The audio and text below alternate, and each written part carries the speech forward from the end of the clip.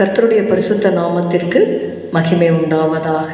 இந்த காலை வேளைக்காக கர்த்தரை நாம் ஸ்தோத்திரிப்போம். ஸ்தோத்திரம் ஸ்தோத்திரம் ஸ்தோத்திரம். இயேசுவே உமக்கு ஸ்தோத்திரம். இயேசு கிறிஸ்துவின் ரத்தம் ஜெயம்.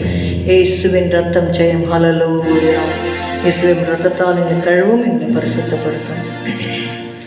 இயேசு நீங்க இருக்கையில நாங்க சோர்ந்து போவதில்லை. இயேசு நீங்க இருக்கையில நாங்க சோர்ந்து போவதில்லை. நீங்க எல்லாமே பார்த்து கொள்வீங்க. நீங்க எல்லாமே பார்த்து கொள்வீங்க.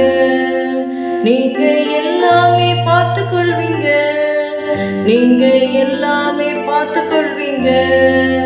இயேசு நீங்க இருக்கையில நாங்க சோர்ந்து போவதில்லை.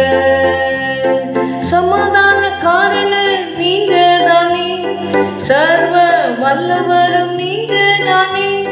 சமாதான காரண நீங்க தானே, சர்வ வல்லவரும் நீங்க தானே. இயேசு நீங்க இருக்கையில நாங்க சோர்ந்து போவதில்லை. அதிசய தேவன் நீங்க தானே, ஆலோசனை கர்த்தர் நீங்க தானே. அதிசய தேவன் நீங்க தானே, ஆலோசனை கர்த்தர் நீங்க தானே. இயேசு நீங்க இருக்கையில நாங்க சோர்ந்து போவதில்லை. இருள் நீக்கும் வெளிச்சம் நீங்க தானே, ரட்சிப்பின் தேவன் நீங்க தானே. இருள் நீக்கும் வெளிச்சம் நீங்க தானே, ரட்சிப்பின் தேவன் நீங்க தானே. இயேசு நீங்க இருக்கையில நாங்க சோர்ந்து போவதில்லை. நீங்க எல்லாமே பார்த்து கொள்வீங்க. நீங்க எல்லாமே பார்த்து கொள்வீங்க. இயேசு நீங்க இருக்கையில நாங்க சோர்ந்து போவதில்லை. அப்போஸ்தலர் 4வது அதிகாரம் 12வது வசனம். Let's turn our Bibles to the Acts of the Apostles chapter 4 and verse 12. அவராலே அன்றி வேறொருவராலும் ரட்சிப்பு இல்லை. நாம் ரட்சிக்கப்படும்படிக்கு வானத்தின் கீழெங்கும் மனுஷர்களுக்குள்ளே அவருடைய நாமமே அல்லாமல் வேறொரு நாமம் கட்டளையிடப்படவும் இல்லை. There is no other name given under heaven that we must be saved except the name of Jesus. The name of Jesus only can save us. அதை குறித்து நாம் வாசிக்கும்பொழுது மத்தேயு 1வது அதிகாரம் 21வது வசனத்திலே நாம் பார்க்கிறோம்.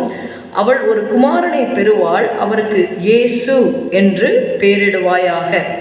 ஏனெனில் அவர் தமது ஜனங்களின் பாவங்களை நீக்கி அவர்களை ரட்சிப்பார் என்றார்.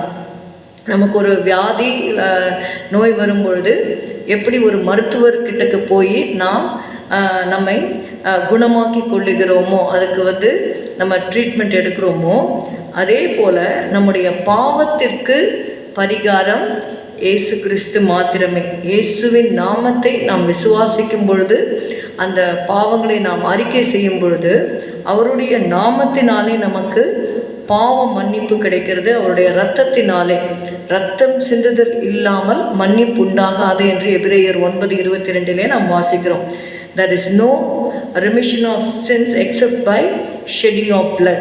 அவருடைய இரத்தத்தை நமக்காக இயேசு கிறிஸ்து சிந்தி நம்முடைய பாவங்களை நீக்கும் பரிகாரியாக அவர் மாறியிருக்கிறார். அதனால் அந்த நாமத்திலே மாத்திரமே நமக்கு ரட்சிப்பு இருக்கிறது. அந்த ரட்சிப்பு பாவத்திலிருந்து நம்மை தேவன் ரட்சிக்கிறார். 1 தீமோத்தேயு 2வது அதிகாரம் 5-6 நாம் வாசிக்கிறோம். தேவன் ஒருவரே, தேவனுக்கும் மனுஷருக்கும் மத்தியஸ்தரும் ஒருவரே, எல்லாரையும் மீட்கும் பொருளாக தம்மை ஒப்பு கொடுத்த மனுஷனாகிய கிறிஸ்து இயேசு அவரே இதற்குரிய சாட்சி ஏற்ற காலங்களில் விளங்கி வருகிறது. ஆண்டவர் நாம் ரட்சிக்கப்பட வேண்டும் என்று அவர் சித்தமுள்ளவராய் இருக்கிறார். இன்னும் இயேசுவை ஏற்றுக்கொள்ளாதவர்கள் அவரை ஏற்றுக்கொண்டு பாவ மன்னிப்பை பெற்றுக்கொள்ள வேண்டும். 1 தீமோத்தேயு 2:4 நாம் வாசிக்கிறோம். எல்லா மனுஷரும் ரட்சிக்கப்படவும் சத்தியத்தை அறிகிற அறிவை அடையவும் அவர் சித்தமுள்ளவராய் இருக்கிறார். இந்த வேளையிலே நம்முடைய உற்றார் உறவினர் இன்னும் இயேசுவை ஏற்றுக்கொள்ளாதவர்கள் இயேசுவை ஏற்றுக்கொள்ளும்படியாக நாம் ஜெபிக்கலாம். ஸ்தோத்திரம் அப்பா, உம்மை துதிக்கிறோம் துதிக்கிறோம் துதிக்கிறோம். ஆண்டவரே, எங்களை நீர் ரட்சித்தீர் கர்த்தாவே. ஸ்தோத்திரம் அப்பா. ஆண்டவரே, முற்றுமுடிய ரட்சிக்கப்படுகிறவர்கள் ஆண்டவரே, முற்றுமுடிய ஆண்டவரே அப்பா ஆண்டவரை நிலை நிற்பவர்களே ரட்சிக்கப்படுவார்கள். They that shall endure unto the end, the same shall be saved என்ற வார்த்தைப்படி கர்த்தாவே இயேசுவே உம்மை துதிக்கிறோம் துதிக்கிறோம். மத்தேயு 24:13 எழுதப்பட்டிருக்கிறபடி கர்த்தாவே ஸ்தோத்திரம் அப்பா. முடிவு பரியந்தம் நிலை நிற்பவனே ரட்சிக்கப்படுவான். ஆண்டவரே, ஒரு முறை ரட்சித்திருக்கிறீர், ஆனாலும் ஆண்டவரே உங்கள் ரட்சிப்பு நிறைவேற பிரயாசப்படுங்கள் என்று சொன்ன அந்த வார்த்தையின்படி நாங்கள் எங்களுடைய ரட்சிப்பை நாங்கள் காத்துக்கொள்ள முடிவு பரியந்தம் ஆண்டவரே உங்களுடைய சத்தியத்திலே நாங்கள் நிலை நிற்க கிருபை தாரும். இன்னும் உம்மை ஏற்றுக்கொள்ளாதவர்கள் எங்களுடைய உற்றார் உறவினர் ஆண்டவரை உம்மை ஏற்றுக்கொள்ளும்படியாக நீர் கிருபை செய்யும். உடைய மனக்கண்களை திறந்தருளும். இயேசுவின் நாமத்தில் பிதாவே, ஆமேன். எல்லாரும் சேர்ந்து சொல்லுவோம். என் ஆத்துமாவே கர்த்தரை ஸ்தோத்திரி, என் முழு உள்ளமே உடைய பரிசுத்த நாமத்தை ஸ்தோத்திரி. என் ஆத்துமாவே கர்த்தரை ஸ்தோத்திரி, கர்த்தர் செய்த சகல உபகாரங்களே மறவாதே. Good morning. Have a good day. God bless you.